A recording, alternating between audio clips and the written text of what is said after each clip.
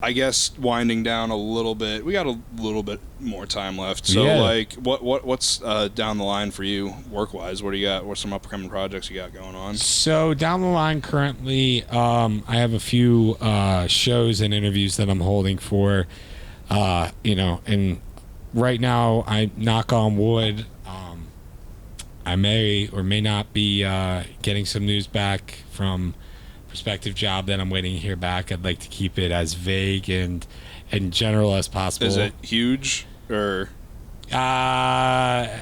career changing is the words I would use for it. Really? Yeah. Is it still kind of in like the production PA locations type field? No. It'd be something completely different from that. But I'll definitely reach out to you and I'll let you know. Finding out Wednesday if I have a job with this organization. You're familiar with it. It's something I got coming up, but we also have a few jobs up in New York that I'm working on, and then I'm gonna be trucking for a few jobs too, for a few commercials. But nothing too outstanding. No DiCaprio films or anything like that, but just some basic work right now, man. The cold weather is starting to go away in Philadelphia, which means production is starting to pick up, and we'll see.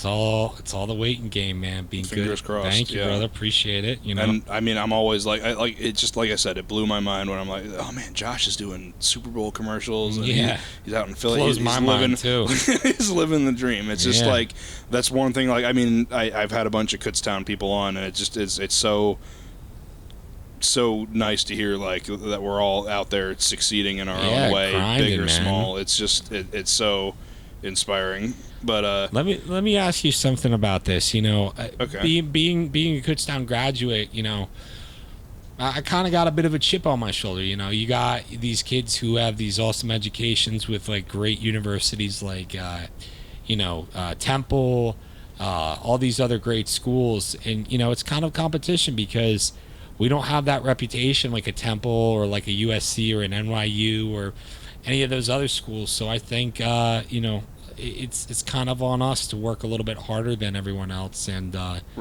really strive to go above and beyond for it, dude. I think that that's probably how you had your success with PBS, man. You go get it, man.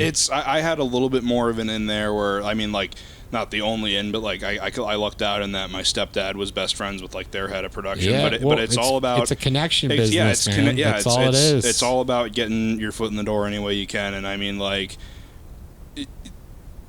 things lead to things. Like I mean, like one thing you kind of touched on is like believe in yourself and always kind of have faith that things are going to work itself out. I think the other important thing to realize is that you're not always necessarily going to be doing the most exciting project, the thing that you're super passionate about, but it's important to recognize that gotta pay the bills. You gotta pay the bills, and then that eventually leads to other things. Like I mean, I don't want to say too much about it either, but I kind of lucked out in that some of the stuff that I wasn't like super interested in that I did with PBS is now possibly leading to like an upstart business freelance thing, which I mean we can talk about it more once man. We're not rolling, but it's just like like you said, it's all about like meeting all the right people, getting as many giving out as many business cards as you can, really making sure people shaking hands, making sure people remember your name. So let me ask you, here's one question that I often get myself,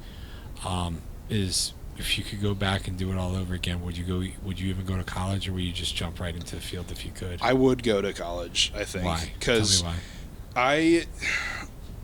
One thing that I mean, you always hear about with like famous directors where it's like, oh yeah, I did everything. I was the camera guy. I wrote the script. I edited it. Like I did everything. And I kind of really latched on to that mentality. Mm-hmm.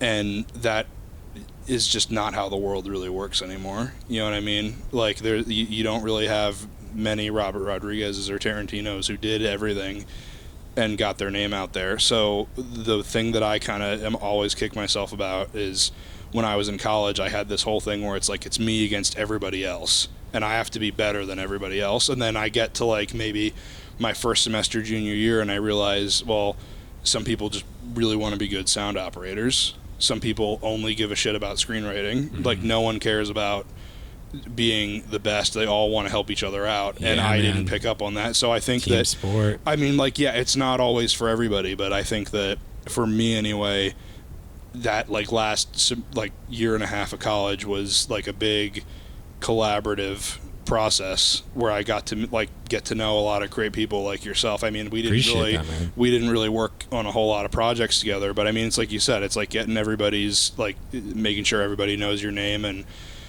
we all help each other out in one way or another. It's man. Like, it's just business of relationships, man. Exactly. So I think that the one thing that I didn't realize initially, but I'm glad that I went to college, is because of that collaborative energy. Yeah.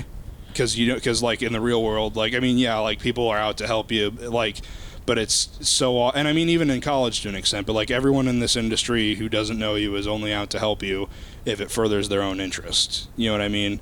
And that's not necessarily like an evil thing. Oh yeah, it's just it's nothing personal. Exactly, it's just business. Right. So, but I think that definitely exists in college, but it's like to a much lesser extent, where it's like, oh yeah, no, I'll do your thing for you because now I can take this work and use it in my reel, and use it as like a sound operator credit, right? Or whatever. Yeah. So I think that going right into the industry.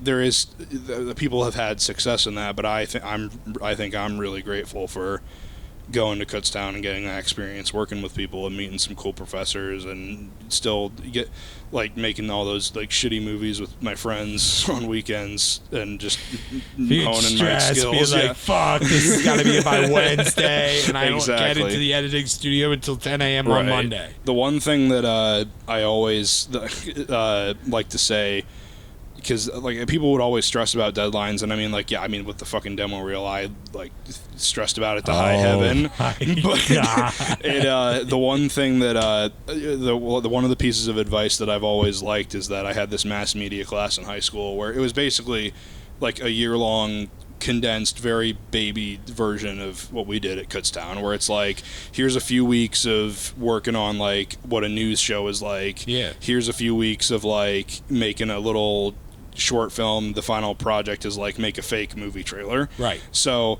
but one thing that our teacher always told us is like we would have a thing where like we would screen all our projects and we would like say what we thought about them, what we could have done better, what we were proud of.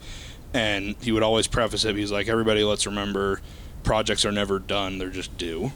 No matter what happens, you're always going to think there's like the one thing you could have done better, but at some point you just have to accept that it's the best you can do. You got to let it out in the world and see what happens. Pray to God you don't get murdered for it. Exactly. Know? Pray to God Charlie Bronson doesn't come out and beat the shit out of you. Yeah. Covered in black paint.